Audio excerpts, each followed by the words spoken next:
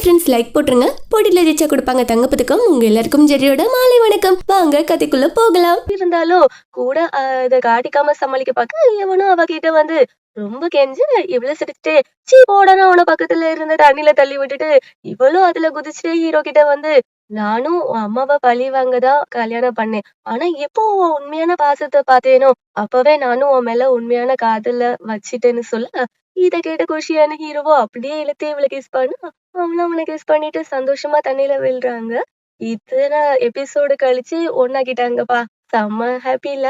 அப்படியே ராத்திரியாக ஹீரோயினும் ஒரு வழியா வீட்டுக்கும் வர எங்க அப்பாவுக்கும் நடந்த எல்லாமே தெரிஞ்சிருக்கும் போல. அதனால கண்டான அவரும் உடனே இவ வந்ததும் அவளை தனியா கூப்பிட்டு வந்து திட்டிட்டு நீ என்கிட்ட என்ன சொல்லி இந்த கூமுட்டைய கல்யாணம் பண்ண? இப்போ என்ன பண்ணிட்டு வந்து நிக்கிற? உன்னை நம்பிதானே உன் அக்கா சாவுக்கு நீதி வாங்க விட்டேன். இப்போ நீயே சாம்பலாகி போய் வந்து நிக்கிறியேன்னு போங்க. இவ்வளவு சமாதானம் பண்ணலான்னு பாக்குறான். ஆனாலும் அவரு கேட்காம கோவத்துல ரொம்ப பொங்கி பேசிட்டு இருக்கு. இவருக்கு தான் ஹார்ட் அட்டாக் இருக்கு இல்லையா? இப்போ ரொம்ப எமோஷனல் ஆனதும் சட்டுன்னு வலி வருது.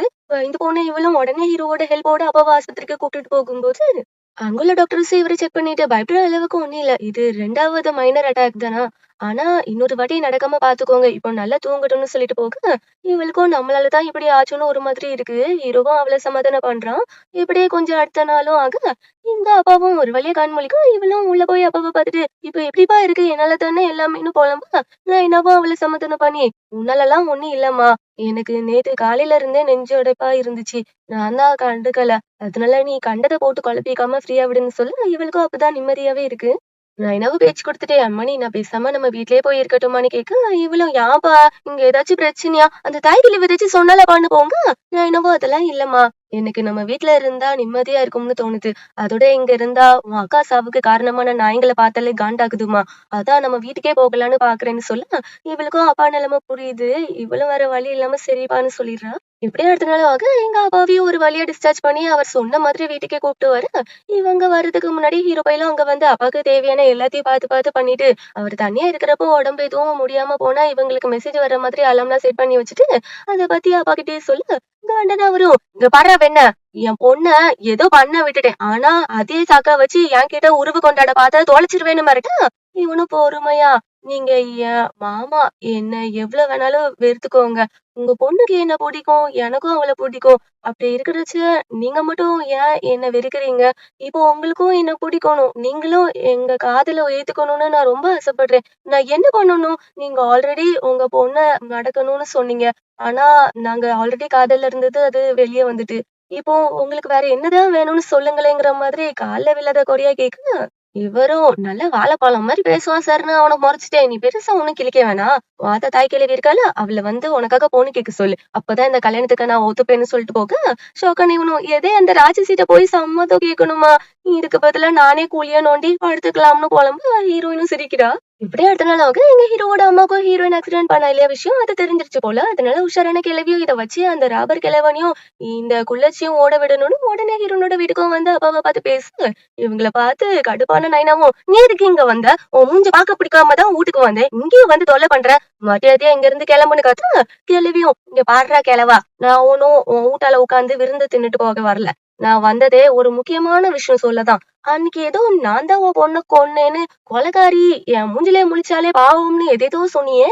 இப்போ உன் பொண்ணு பண்ண காரியத்தை பாத்தியான்னு கேட்க நான் என்னவும் ஒண்ணும் புரியாம அவ என்ன பண்ணான்னு கேட்கும்போது இவங்களும் நடந்ததெல்லாம் சொல்லி அன்னைக்கு என்னவோ குடும்பமா சேர்ந்து கொலைக்காரின்னு சொன்னீங்க. இப்ப தெரியுதா உன் பொண்ணுதான் கொலைக்காரின்னு அப்படிங்கிற மாதிரி சொல்லி கொஞ்சம் கூட நம்ப முடியாம நைனாவோ நீ போய் சொல்றேன்னு கத்து இவ்வளவு உஷாரா அன்னைக்கு ஹீரோயின் அந்த தாத்தா பாட்டிட்ட பேசினா இல்லையா?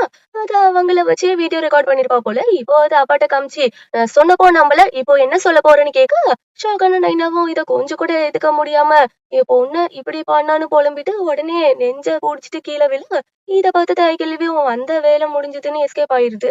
எங்க அப்பாவுக்கு உடம்பு சரியில்லாம போனா அலாம் அடிக்கும் இல்லையா? அந்த சதமும் பக்கத்து வீட்டு டோலி அம்மாவுக்கும் கேட்க அவங்கள பார்த்துட்டு போய் ஓடி வந்து எப்படியா அப்பாவை தூக்கிட்டு வந்து ஆஸ்பத்திரியிலே சேர்த்துட்டு உடனே ஹீரோனுக்கு கால் பண்ணி விஷயத்த சொல்ல பதறி போய் அவளும் உடனே பதறி அடிச்சு பிறண்டு ஆஸ்பத்திரிக்கும் ஓடி வந்து டாக்டர் கிட்ட என்னாச்சுன்னு கேட்க அவரும் அப்பாவை செக் பண்ணிட்டு எதையும் நினைச்சு ரொம்ப ஃபீல் பண்ணதால இந்த அட்டாக் வந்திருக்கு. இதுக்கப்புறம் அவரை காப்பாத்தணும்னா அவருக்கு ஒரு ஆபரேஷன் பண்ணியாகணும்னு சொல்ல ஐயோன்னு இவளும் அப்பாவை நினைச்சு அழுதுட்டு வேற வழி இல்ல உடனே ஆபரேஷன் தொடங்கன்னு சொல்லுங்க.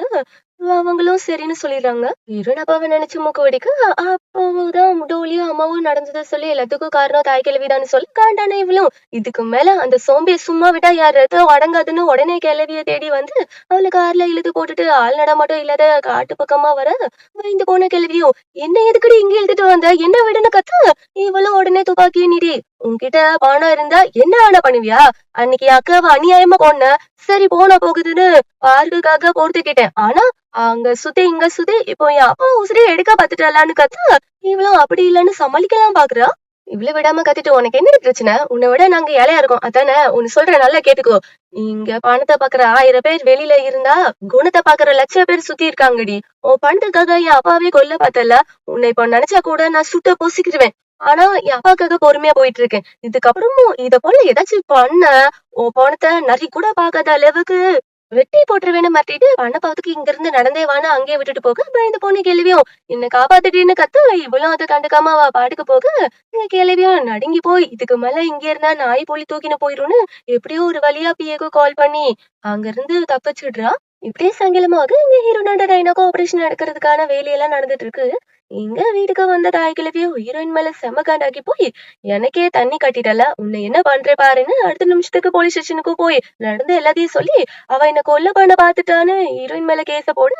அதனால போலீஸ்காரங்களும் இவளை வந்து அரெஸ்ட் பண்ண இவ்வளவு கெஞ்சிட்டு இன்னைக்கு அப்பாவுக்கு ஆபரேஷன் தயவு செஞ்சு அதை மட்டும் முடிச்சிட்டு வர்றதுக்கு அனுமதி தாங்களேன்னு கெஞ்சு அவங்கள சட்டம் தன் கடமையை செய்யும் இல்லைன்னா அந்த கிழவி எங்களை வச்சு செய்யும்னு வேற வழி இல்லாம அவளை அரெஸ்ட் பண்ணிட்டு போய் ஜெயில போட ஜோவும் ரோஹித்தும் அவளுக்கு உதவி பண்ணலான்னு எவ்வளவோ பேசி பாக்குறாங்க ஆனாலும் முடியாம போக இரண்டும் உடனே ரோஹித்துக்கு கால் பண்ணி விஷயத்த சொல்லுங்க இப்போதைக்கு அவனால மட்டும்தான் என்ன காப்பாத்த முடியும்னு சொல்லு. இவங்களும் சரின்னு அவனுக்கு கால் பண்ண இங்க ஹீரோவும் ஏதோ பிசினஸ் விஷயமா யாரையும் பார்க்க வந்திருப்பான் போல அதனால போன் பார்க்காம பேசிட்டு இருக்கான். எங்க இவங்களும் கால் பண்ணி முடியாம இப்ப என்ன பண்றதுன்னு முழிக்க ஹீரோனுக்கும் அப்பாவை நினைச்சு ரொம்ப கஷ்டமா இருக்கு. இப்படியே கொஞ்ச நேரமும் ஆக எங்க ஹீரோவும் மீட்டிங் எல்லாம் முடிச்சுட்டு வெளியில வந்து அப்போதான் போனை பார்க்க அதுல அவ்வளவு மிஸ்டு கால் பார்த்ததும் என்ன இதனால கால் வந்திருக்குன்னு உடனே ரோஹித்துக்கு கால் பண்ண அவனும் நடத்துல சொல்லிட்டு உடனே உன் அம்மாட்ட சொல்லி கேஸ வாபஸ் வாங்க சொல்லுன்னு சொல்லு. ராத்திரி போன இவனும் உடனே அம்மாக்கு கால் பண்ணி ஏமா இப்படி பண்றீங்க இந்த நேரத்துல அவ அப்பா கூட அவ இருக்கணும்ல ப்ளீஸ் உடனே கேஸ வாபஸ் வாங்குங்கம்மான்னு சொல்லு. திமிரு பிடிச்சு விளையாட்டும் அதெல்லாம் முடியாது அவ என்னையே மிரட்டிட்டு என்னோட சீக்ரெட் எல்லாம் தெரிஞ்சுக்க பாத்திருக்கா அப்படிப்பட்ட குள்ள நிறைய கூடிய வச்சிருந்தா எனக்கு தான் ஆபத்து அதனால கண்டிப்பா என்னால அவளை வெளியில எடுக்க முடியாதுன்னு சொல்ல இருவும் போது நிறுத்துங்க அவளுக்கு உங்களோட சீக்ரெட் எல்லாமே எப்பவோ தெரியும் இன்னும் சொல்ல போனா அவ தெரிஞ்சு உங்களையும் ஒரு பொண்ணா மதிச்சு இத்தனை நாள் அமைதியா இருந்தான்னு சொல்ல ஷாக்கான கேள்வியும் என்னப்பா சொல்றேன்னு குழம்பு. அப்போதான் ஹீரோ ஜாபா ஹீரோயின் கிட்ட சொன்னதெல்லாம் சொல்லி உங்க கூட இருக்கிறதுல அதுதான் குள்ள நரி உங்களை குழியில தள்ள பாத்திருக்கு ஆனா அவதான் நீங்க அவளுக்கு அவ்வளவு கெடுதல் பண்ணியும் நீங்களும் ஒரு பொண்ணுன்னு உங்களை அசிங்கப்படுத்தாம விட்டா ஆனா நீங்க இப்ப அவளே ஜெயில போட்டிருக்கீங்க. ஒண்ணு மட்டும் புரிஞ்சுக்கோங்கம்மா நீங்க பண்ற எல்லா இலவும் எனக்கும் தெரியும் இருந்தும் இவ்வளவு நாள் நான் என் அமைதியா இருந்தேன்னா எல்லாம் நீங்க அம்மாங்கிற ஒரே காரணத்துக்காக தான்.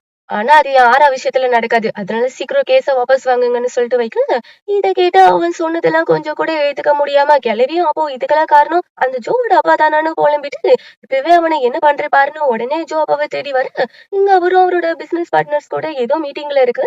உள்ள வந்த கிளவியும் டே போறம்போக்கு என்ன என்னாச்சு அப்படின்னு அவரு கேட்க டே போறம்போக்கு பிறந்த சொரி நாயி இன்னும் வேலைடா பாத்திருக்கான்னு கத்து இவனும் நல்லவனாட்டம் நடிச்சிட்டு மேடம் நீங்க எங்க இங்கன்னு கேட்டுட்டே இருக்கான் கடுப்பானே இவ்வளவு எது மேடமா யாருக்கு யாருடா மேடம் என் முன்னால என்ன மேடம் கீடம்னு வலிஞ்சிட்டு அங்க ஆராய்கிட்ட என் சீக்ரெட்ஸ் எல்லாம் வளர்த்திருக்க எதுக்காகடா இப்படி பண்ணன்னு கேட்க இவனும் வசமா சிக்கிட்டோமோ இல்லையேன்னு முழிச்சுக்கிட்டு இருக்கான். இவங்களும் கோவத்துல கத்திட்டு துப்பாக்கியை நீட்டி ஏன்டா இப்படி பண்ண ஒழுங்கா சொல்லணும் மறட்ட பயந்து போன இவனும் எல்லாம் உன்னாலதான்னு சொல்ல இவனும் நான் என்ன பண்ணேன்னு முழிக்க இவனும் ஆமா நீயும் நானும் ஒன்னாதான் இந்த பிசினஸ் ஆரம்பிச்சோம் ஆனா நீ எனக்கு முன்னால வந்து இந்த சமூகத்துல பெரிய இடத்த புடிச்சிட்ட இங்க இருக்கிற எவனும் என்ன பார்த்து பைசாவுக்கு கூட மதிக்க மாட்டான் அதனாலதான் உன் மருமகளை வச்சு உன் மானத்தை வாங்கலான்னு பார்த்தேன் ஆனா அவ கவுத்துட்டாளேன்னு சொல்ல இப்போதான் கிழவிக்கு என்னாச்சுன்னு புரியுது செம்ம கடுப்பான கிழவியும் உன்னை கூட பிறந்த பொறப்பாட்ட பார்த்தேன் ஆனா என் முதுகலை குத்திட்டல இதுக்கப்புறம் என் மூஞ்சிலே முழிச்சேன்னு வை உன்னை இருக்கிற இடம் தெரியாம அழிச்சிருவேன்னு கோபமா அங்க இருந்து போக இவனுக்கும் பயத்துல அள்ளு விட்டுருது. இவளில வந்த கிழவிக்கும் அப்பதான் ஹீரோனோட நல்ல மனசெல்லாம் புரியுது. இவளும் உடனே ஸ்டேஷனுக்கு கால் பண்ணி ஹீரோனை வெளியில விட சொல்ல அவங்களும் சரின்னா உடனே ஹீரோனை ரிலீஸ் பண்ணி விட இவளுக்கும் இதெல்லாம் ஹீரோவோட வேலைதான்னு புரியுது. இவளும் மனசுல ஹீரோக்கு தேங்க்ஸ் எல்லாம் சொல்லிட்டு உடனே டோலி கூட கிளம்பி ஆஸ்பத்திரிக்கு வந்து அப்பாவோட ஆபரேஷனுக்கு தேவையான வேலையெல்லாம் பார்க்க ஸ்டார்ட் பண்ணிடுறா. டாக்டர்ஸும் அப்பாவுக்கு ஆபரேஷனை ஸ்டார்ட் பண்ணிடுறாங்க. இப்ப அப்படியே கட் பண்ணி ஆஸ்பத்திரியை தான் காமிக்கிறாங்க. உள்ள ஹீரோனோட அப்பாவுக்கு ட்ரீட்மெண்ட் நடந்துட்டு இருக்கு. இங்க ஹீரோனு வெளியில நின்னு அப்பாவை நினைச்சு ஃபீல் பண்ணிக்கிட்டு இருக்கா. அப்பன்னு பார்த்து உள்ள வந்து ஹீரோவும் ஹீரோனை சமத்தன பண்ணிட்டு அப்பாவுக்கு ஒண்ணும் ஆகாது பயப்படாதுன்னு சொல்லி, நீ காலையில இருந்து எதுவும் சாப்பிட்டிருக்க மாட்ட, வா வெளியில போய் ஏதாச்சும் சாப்பிட்டுட்டு வரலான்னு கூப்பிடுறான். இவ்வளவு அதெல்லாம் வேணான்னு வாழ்க்கையே வெறுத்து போனவளாட்டும் பேசுறா. இவனும் விடாம வானா அவளை கூப்பிட்டு போறான். இவங்களும் பேசிட்டே வெளியில நடந்து வர பொண்ணு பார்த்து யாருன்னு தெரியல 4 ரவுடி பசங்களும் ஊடால புகுந்து ஹீரோயினை கடத்த பாக்குறானுங்க. இத பார்த்து பதறி போன ஹீரோவும் ஹீரோனை காப்பாத்துறதுக்காக ஊடால புகுந்து அவங்க கூட சண்டை போட்டு அதுல டிஸ்டர்ப் ஆன ஒரு முகமூடிக்காரனும் சட்டுன்னு இடுப்புல மறைச்சு வச்சிருந்த கத்திய வச்சு ஹீரோ முதுகுலயே சொருக்க இத கொஞ்சம் கூட எதிர்பார்க்காத ஹீரோவும் அங்கேயே சுருண்டு விழ இத பார்த்த ஹீரோன்னு பயத்துல அலறி கத்துறா. உடனே இவங்களும் மயக்கம் மருந்த மூக்குல வச்சு அவளை அங்கிருந்து தூக்கிட்டு போயிடுறானுங்க. இது யார் பார்த்த வேலைன்னு தெரியல. இந்த தாய்க்கிழமை நடந்த கூத்து தெரியாம அவளோட பிசினஸ் பார்ட்னர்ஸ் கூட உட்காந்து சரக்கு அடிச்சுட்டு கிடக்கு. அப்போன்னு பார்த்தா அவளுக்கும் யார்கிட்டயும் இருந்து கால் வருது. இவளு வெளியில வந்து அட்டன் பண்ணி பேச அந்த பக்கம் உள்ளவனும் மேம் நான் உங்க மருமகள் தூக்கிட்டேன்னு சொல்றான். இவன் வேற யாரும் இல்ல ஹீரோயின் ஒரு பெரிய ஒரு ஆக்சிடென்ட் பண்ணா இல்லையா அவரோட பையன் தான் இவன். அவன் அப்பாவை ஆக்சிடென்ட் பண்ணதுல இவனும் ஹீரோயினை பழி வாங்கணும்னு சுத்த இத கண்டுபிடிச்ச தாய் கிழவி அவனதான் பக்க வச்சுட்டு ஹீரோயின் அன்னைக்கு இவன் அப்பாட்ட பேசினாங்க இல்லையா அந்த வீடியோ எல்லாம் வாங்கி அப்பாட்ட காட்டியிருப்பா. அதோட அப்போவே ஹீரோயினா ஹீரோவை விட்டு துரத்தணும்னு வாய்ப்பு கிடைக்கிறப்போ அவளை தூக்க சொல்லியிருப்பா. அதனாலதான் இப்போ இவ மாறிட்டாங்கிற விஷயம் தெரியாம இவனுங்களும் ஹீரோனை தூக்கி இருப்பானுங்க. இப்போ இத சொல்ல இப்போ ஏன்டா அவளை தூக்குனீங்கன்னு போங்க. அப்போதான் இவனும் ஹீரோக்கு குத்தப்பட்ட விஷயத்த சொல்ல என்னதான் இருந்தாலும் அம்மா இல்லையா அதனால பத்திரி போன கேள்வியோ என் புள்ளைக்கு என்னாச்சுன்னு கத்திட்டு உங்களை அவளை மட்டும் தானடா தூக்க சொன்னேன் என் புள்ளைய ஏன் குத்துனீங்கன்னு கத்திட்டு இப்பவே உன்னை போலீஸ்ல மாட்டி விடுறேன்னு மிரட்ட அவனும் இழிச்சிட்டு இங்க பாரு மாமே நீ என்ன மாட்டி விட நினைச்சா நீயும் தான் மாட்டுவ உன் பையன் எனக்கு வேணாம் நான் அவளை தூக்க போனேன் உடால வந்தான் குத்திட்டு இப்ப என்னாச்சு அவனை ஆஸ்பத்திரியில சேர்த்திருப்பாங்க ரொம்ப பொங்காம போய் உன் பையனை பாரு இந்த பொங்க சொல்ற நான் பாத்துக்கிறேன்னு சொல்ல இவ்வளோ எங்கதான் மாட்டி போமோன்னு இதுல வேற வழி இல்லாம போனை கட் பண்ணிட்டு ஹீரோவை பார்க்க ஓடுறா. இந்த பக்கம் ஹீரோனை கடத்திட்டு வந்தவனுங்களும் அவளை ஒரு அறையில அடைச்சு வச்சுட்டு அந்த தாத்தா பையனுக்காக வெயிட் பண்ண அவனும் அங்க வந்து இவளை உத்து பார்த்துட்டு என் அப்பாவே அடிச்சுட்டு போயிட்டல இனி உன்னை என்ன பண்ற பாருடினா அங்க இருந்தவங்கள்ட்ட இவளை தப்பா வீடியோ எடுங்க சோசியல் மீடியால பரப்பி விட்டுருவோன்னு சொல்லிட்டு போக அங்க இருந்த அல்ல கையும் சரின்னு ஹீரோயின் கிட்ட தப்பா நடக்கலான்னு போக அதுக்குள்ள கண் முழிச்சு இவளோ கிட்ட வந்தவனை தள்ளி விட்டுட்டு இதுக்கு மேல இங்க இருந்தா சரிப்பட்டு வராதுன்னு உடனே அங்க இருந்த எல்லார்கிட்டயும் சண்டை போட்டு எப்படியோ தப்பிச்சு ஓட இவனுங்களை பின்னாலே துரத்தி வர இவளோ ரோடுக்கு ஓடி வந்து அந்த பக்கமா வந்த கார்காரங்கிட்ட லிப்ட் கேட்டுட்டு எப்படியோ ஒரு வழி அங்க இருந்து தப்பிச்சிடுறா. ஹீரோ ஆஸ்பத்திரி கிட்ட தானே விழுந்திருப்பான். அதனால அவனை யாரோ ஆஸ்பத்திரியில சேர்த்து அவனுக்கான ட்ரீட்மெண்ட் உள்ள நடந்துட்டு இருக்கா. கொஞ்ச நேரத்துல ஹீரோனும் அங்க வந்து நர்ஸ் கிட்ட ஹீரோக்கும் அப்பாவுக்கும் எப்படி இருக்குன்னு கேட்க அவங்களுக்கும் சீரியஸ் தான் போல. அதனால எதுனாலும் அவங்க கண் முழிச்சதுக்கு அப்புறம் தான் சொல்ல முடியும்னு சொல்லிட்டு போகுறாங்க. இத கேட்ட ஹீரோனு கொஞ்சம் கூட தாங்க முடியாம எல்லாம் என்னாலதானு அழுது புலம்ப அப்போன்னு பார்த்து தாய் கேள்வி ஹீரோவை பாக்குறதுக்காக பாத்துட்டமா ஓடி வாரா. இத பார்த்த ஹீரோயினும் நீ எதுக்காக இங்க வந்த இத்தனை நாள் என்ன பழி வாங்கணும்னு என் அப்பாவை வச்சு செஞ்சத பார்த்தாதுன்னு இன்னைக்கு நீ பெத்த புள்ளையே ஆள் வச்சு கொல்ல பாத்துட்டல நீலாம் ஒரு அம்மாவானு அவகிட்ட சண்டை போட்டுட்டு உன்னால என் அப்பாவுக்கும் என் புருஷனுக்கும் ஏதாச்சும் ஆச்சு உன்னை கண்டிப்பா சும்மா விட மாட்டேன்னு கத்திட்டு அங்கேயே மயக்கம் போட தெரிந்த எல்லாரும் அவளையும் ஆஸ்பத்திரியில அட்மிட் பண்றாங்க. எங்க தாய் கேள்வியும் என்னதான் பழி வாங்கணும்னு கோவத்துல இதெல்லாம் பண்ணி இருந்தாலும் ஹீரோ ஹீரோயின் பத்தி சொல்லிருப்பான் இல்லையா அப்பவே ஓரளவுக்கு தெரிஞ்சிருப்பாங்க. ஆனா அது தெரியாம தான் அந்த பையன் இன்னைக்கு போய் ஹீரோனை தூக்கி இவ்வளவு பண்ணிருப்பான். இப்போ அதெல்லாம் நினைச்சு பார்த்து இவ்வளவு பெரிய முட்டாள்தனத்தை பண்ணிட்டோமேன்னு நேரா ஹீரோ வரைக்கும் வந்து மயக்கத்துல கிடக்குற ஹீரோ பக்கத்துல உட்காந்து தன்னாலதான் இப்படி எல்லாம் ஆச்சுன்னு ஃபீல் பண்ணி அழுதுட்டு அவன் கையை பிடிச்சி மன்னிப்பு கேக்குறாங்க. இப்படியே அடுத்த நாளும் ஆகுது.